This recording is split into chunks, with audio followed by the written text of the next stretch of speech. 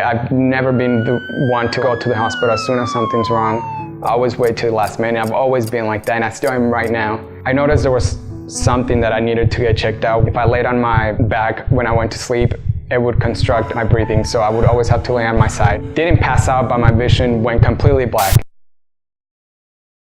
I didn't want to not see my friends finish school, be successful, my parents and my siblings grow up, and myself, have a family and everything. I didn't plan on not accomplishing that.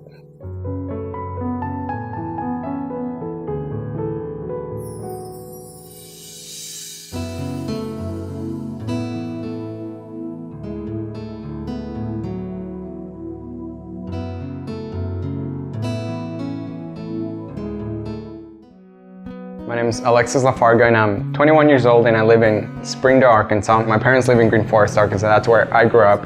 During high school, I played soccer. I ran for track and ran cross country as well. The main reason why I got into sports was to stay active and make more friends. I feel like it's an easy way to get to know people from other schools, and it's also like another way to push yourself with your coaches, try to keep your grades up. Gives you motivation, and it's just stuff like that. That's what the main reason, and later on I actually enjoyed the sport. It was always a talk about state championship. Like even before we were in soccer, every year the soccer team went to state, always made the semifinals, quarterfinals, but just never finals. So we knew that there was a chance, especially with my grade. We knew that we had 12 seniors, and he was one of them. Alexis was one of them, along with people that had played the game a lot as growing up as a kid, so they knew a lot of stuff about the game and how it worked. And we were basically trying to give them a different type of structure from the previous year to that year. So giving them a structure to be successful in. That was his biggest thing, his attention to detail and his commitment to not only the team, but commitment to being physically fit, commitment to being just someone that you could count on the field out there, whether it was you needed someone to sprint back as fast as they could, or whether you needed someone to hold back there and kind of help the line stay together. They put so much work, their parents, my friends, we all put so much work into that. We knew from the very beginning that we had a chance. Our coaches knew, our whole community knew that we had a chance to win state that year. We had actually graduated already that Thursday, and we were playing for the final Saturday. And it was a hard team. It was a private school from Little Rock, and before the game we had heard so many people talking about the game and how Green Forest was a nobody, a no school, because we actually went into state as a 4th seed. So nobody knew, they had no idea how we were even in the finals. And while we were playing, we knew that was the last game we were all gonna ever play together, because after that we graduated, go to school, go to college, everybody was gonna go their separate ways. So it was bittersweet. So winning just topped everything, just a memory that we could all grab on. After graduation, I planned to move to Springdale because we used to live there, and my parents still own the house that's in Springdale.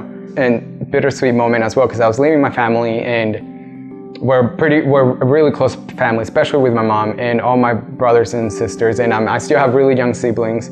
So I wasn't gonna be able to see them grow up like I saw my other siblings grow up.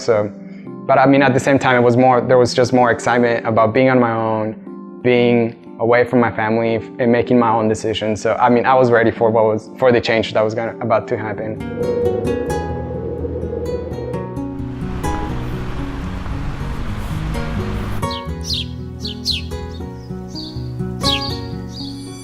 I started school in August, and I saw a flyer for the NWAC volleyball team, and I've always liked playing with my friends, so I was like, I'll just give it a shot.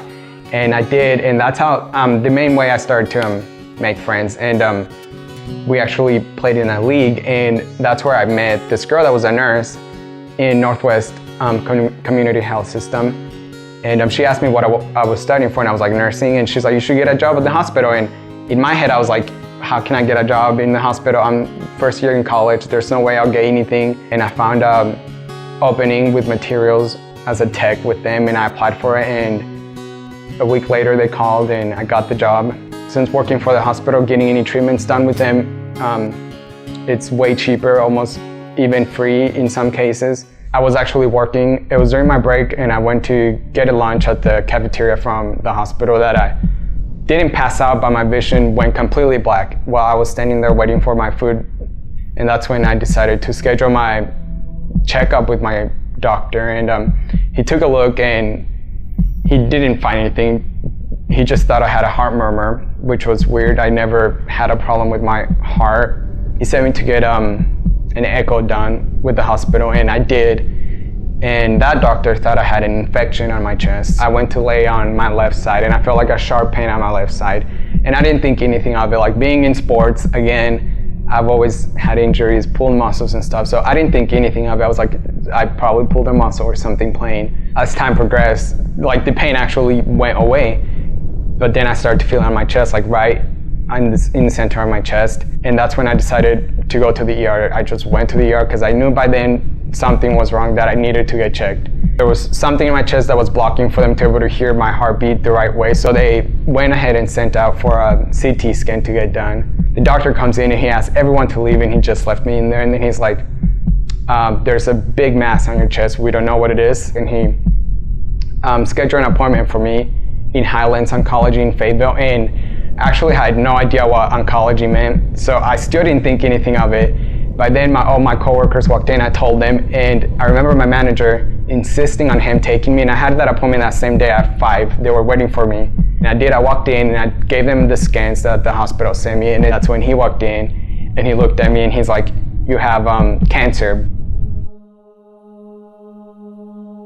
I got diagnosed with T-cell lymphoma, and it was stage 2. And I remember specifically looking at him and I was like, so how are we gonna treat this infection? Because in my head, I still had an infection. Like, in my head, I still didn't have cancer. Like, it didn't hit me when he said, you have cancer. And as soon as I said, how are we gonna treat this infection? He like put his hand on my knee and like looked at me square in the eyes, and he's like, you have cancer, not an infection, it's cancer. So I called my mom, and I was like, I didn't process like anything, like how am I gonna tell my mom? How am I gonna tell her the news? It didn't even cross my mind. Like, I called her and I was like, yeah, I have cancer. And I mean, as soon as I said that, that's when she started crying, and that's when it hit me. I was like, I have cancer. You know, what you see on TV, the commercials that come on to donate Children's Hospital, Ronald McDonald's house, it hit me. I was like, I have cancer. And that's when I started crying on the phone with my mom.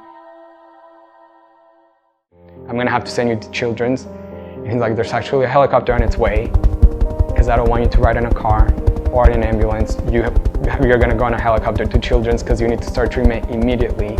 As soon as I got there, I went into the SICU, and they plugged me into everything they could and started treatment as soon as I got in. They started with some steroids, and I think that's when it hit me. I'm in the SICU when just a few weeks ago I was playing volleyball. I was staying up till 2 in the morning, doing homework or going out with my friends, and now I'm in the hospital in Children's in Little Rock in the intensive care unit, and that's when it hit me.